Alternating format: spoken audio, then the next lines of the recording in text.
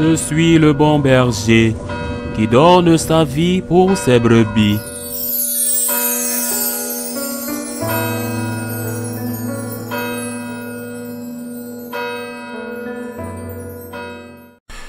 En ce temps-là, voici que quelqu'un s'approcha de Jésus et lui dit, « Maître, que dois-je faire de bon pour avoir la vie éternelle ?» Jésus lui dit, « Pourquoi m'interroges-tu sur ce qui est bon? Celui qui est bon, c'est Dieu et lui seul. Si tu veux entrer dans la vie, observe les commandements. » Il lui dit, « Lesquels ?» Jésus reprit, « Tu ne commettras pas de meurtre, tu ne commettras pas d'adultère, tu ne commettras pas de viol, tu ne porteras pas de faux témoignages, honore ton père et ta mère, et aussi tu aimeras ton prochain comme toi-même. » Et le jeune homme lui dit, « Tout cela je l'ai observé, que me manque-t-il encore ?» Jésus lui répondit, « Si tu veux être parfait, va, vends ce que tu possèdes, donne-le aux pauvres, et tu auras un trésor dans les cieux.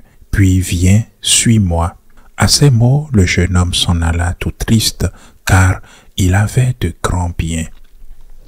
Acclamons la parole de Dieu. Dans cet évangile de Saint Matthieu, il nous raconte l'échec de Jésus. Le Seigneur a cherché à le retrouver et ce jeune homme l'a rejeté. Que serait-il devenu aujourd'hui? Nous ne connaissons même pas son nom. Il était riche, même s'il est marié, mais il était resté quelqu'un de bien, j'imagine. Quelqu'un de bien où il faisait semblant d'être quelqu'un de bien. Il avait probablement des enfants, jouissait de ses biens, était très riche, puis il est mort.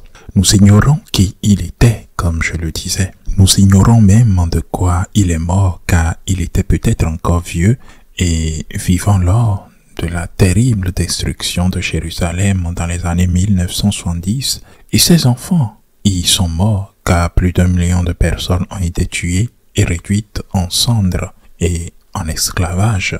Il aurait pu être un apôtre à ce moment-là, un apôtre qui aurait fait tant de bien, un apôtre dont nous nous souviendrons du nom et qui serait présent dans tant d'églises à travers le monde. Non, ce ne fut pas le cas.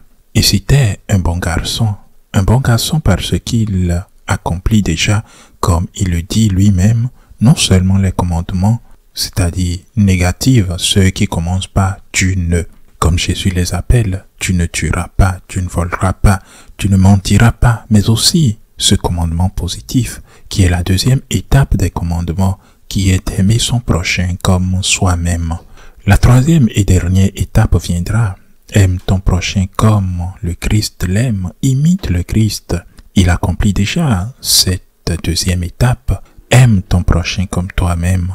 Ne te contente pas de ne pas lui faire de mal, mais fais-lui ce que tu voudrais qu'on te fasse à toi. Aime donc ton prochain comme toi-même, c'est un trésor. Et c'est probablement un jeûne extraordinaire. Où est le problème? Il faut remonter au début de ce fragment de l'évangile pour le comprendre. Ce fragment de l'évangile de Saint Matthieu. Que demande ce jeune homme extraordinaire? Que demande-t-il à Jésus? Jésus le Maître, Jésus Maître, que dois-je faire de bon pour obtenir la vie éternelle? Cette question peut paraître merveilleuse, pertinente, mais elle ne l'est pas, chers frères et sœurs. Elle révèle que ce jeune homme extraordinaire ne pense qu'à lui-même.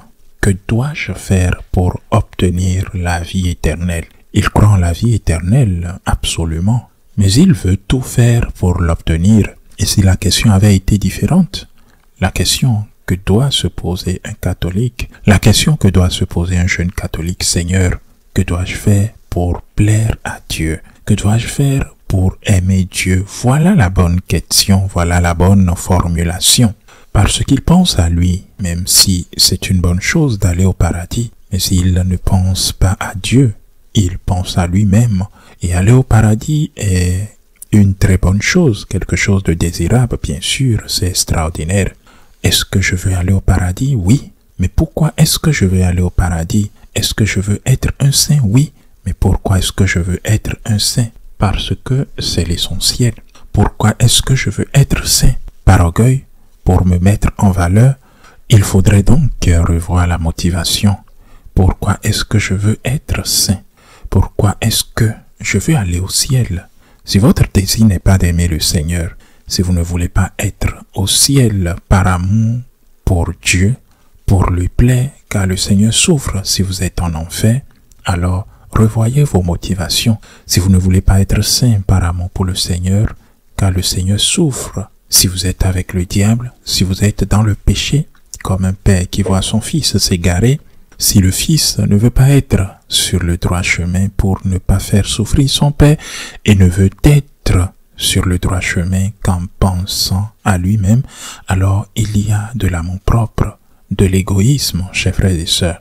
Ce que Jésus nous enseigne, c'est de nous dépasser, de penser aux autres, de penser à Dieu, car Dieu a pensé à nous en premier. Dieu nous a aimés le premier, dit Saint Jean. Si la question avait été la bonne, Maître, que dois-je faire de bon pour plaire à Dieu? Aller au ciel, bien sûr, mais pour plaire à Dieu, que dois-je faire de bon pour plaire à Dieu? Ça, c'est la bonne formulation. Que dois-je faire de bon pour accomplir la volonté de Dieu dans ma vie? Jésus lui aurait posé la même question. On est bon que parce qu'il y a la qualité de bon maître en nous. Ce qu'il faut faire, c'est observer les commandements. Et il aurait dit la même chose. Je le fais déjà, Seigneur. Que me manque-t-il? Jésus lui aurait dit la même chose. Vends ce que tu as, donne-le aux pauvres et suis-moi. Que signifie vendre ce que tu as? On pourrait penser que c'est l'argent qu'il avait. Était-il un jeune homme riche? Oui. Ou un vieux riche? Oui. Mais quand on est un jeune homme normal, qu'est-ce qu'un jeune homme a? Un jeune homme a des projets, un avenir. Ces projets se réaliseront-ils ou non? Étudiez-vous ce que vous voulez et trouvez-vous le travail qui vous plaît ou non? Trouvez-vous l'homme ou la femme de vos rêves ou non? Et vos enfants seront-ils ces enfants exemplaires, parfaits et merveilleux qui vous combleront de joie ou non? Mais en ce moment-là, ce qu'il a, ce sont des projets. Et Jésus connaît très bien ces projets. Et il est plus difficile de renoncer à ces projets dans la réalité, car la réalité semble rarement suivre vos projets. Les projets sont toujours roses, parfaites, excellentes et avec une lumière éclatante. Mais cela reste des projets.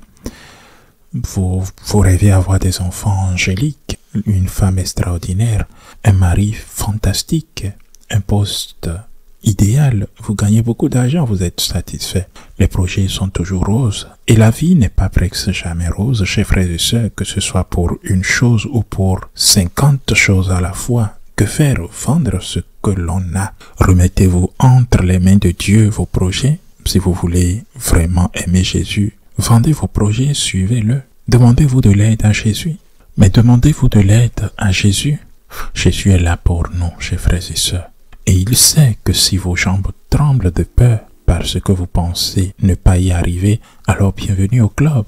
Parce que c'est ce que nous ressentons tous, ce que nous avons tous ressenti. C'est le signe que vous ne vous fiez pas à vous-même, mais à la grâce de Dieu.